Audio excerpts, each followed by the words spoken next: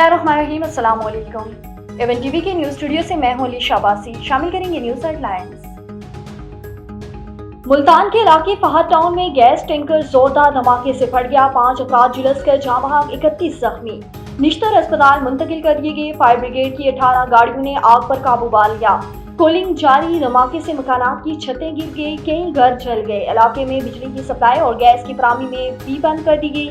मजीद जख्मियों की तलाश के लिए रेस्क्यू ऑपरेशन जारी है।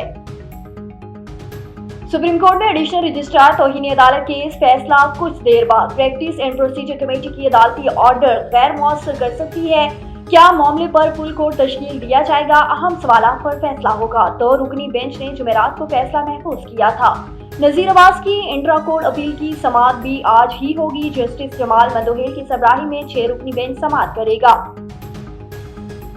स्टेट बैंक ने नए साल की पहली मॉनेटरी पॉलिसी का ऐलान आज होगा। शरह सूद में मजीद 1% कमी मुतवक्के। बुनियादी शरह सूद 13% पर है।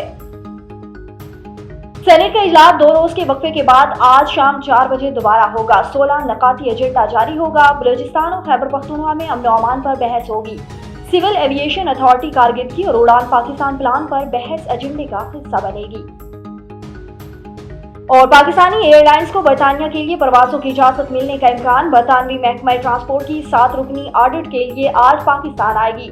ऑडिट में कामयाबी के बाद बरतानिया के लिए उड़ान की इजाजत मिल सकती है।